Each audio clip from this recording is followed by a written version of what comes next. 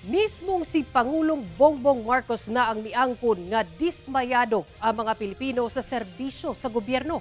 Kaganinang buntag, gipanawagan niya nga magpasa og courtesy resignation ang iyang mga sakop sa gabinete.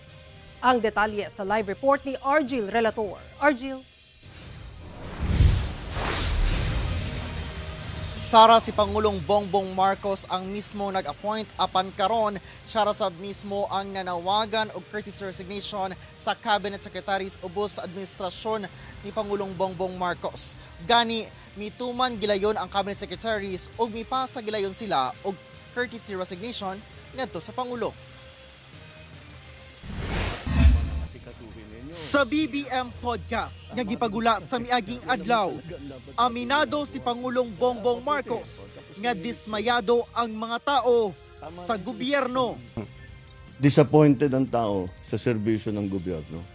Hindi nila nararamdaman at masyadong mabagal ang galaw ng pagbubuo ng mga project na hindi pa nila maramdaman. Busa gipangutana si PBBM kung doon na ba siya'y tangtangon nga miyembro sa iyang gabinete. Tubag sa Pangulo. Baka mangyari yan. Dito nga sa ginagawa namin performance review. Yun ang warning ko sa kanila and that's what we will have to look at again. Kung talagang may nagkukulang o corrupt, kung talagang masyadong mabigat yung kanilang kasalanan, kasuhan na namin. Tignan natin kung ano maging resulta nitong performance. Tuod man, Huwebes sa buntag, nagpagula og pahayag ang Presidential Communications Office.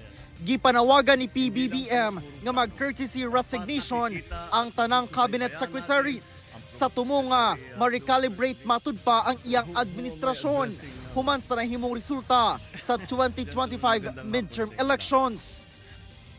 Ang maong request sa Pangulo alang sa courtesy resignation maoy pamaagi aron nga ma-evaluate ang performance sa matag departamento ug maila kung kinsa ang magparayon sa pagserbisyo subay sa iyang administrasyong recalibrated priorities. Dugang pa nga panahon na matud pa nga ma-realign ang gobyerno sa expectation sa katawhan. Gilayong mitubag ang cabinet secretaries pinaagi sa pagpadala og sulat ngadto sa Pangulo alang sa ilang courtesy resignation. Sa pahayag nga gipagula sa pipila ka secretaries, nagpaabot sila sa ilang pasalamat sa presidente sa higayon nga gihatag kanila nga makapangalagad sa nasod pinaagi sa ilang posisyon. Sara, luyo sa panawagang courtesy resignation, pagpaklaro sa Malacanang nga magpabilin ang operasyon sa gobyerno sanglit magpabilin silang trabaho ang cabinet secretaries apan kinahanglan matud pa nila nga pamatud-an ngadto sa Pangulo nga deserving silang magpabilin sa ilang katungdanan. Sara. Okay, daghang salamat, Argil Relator.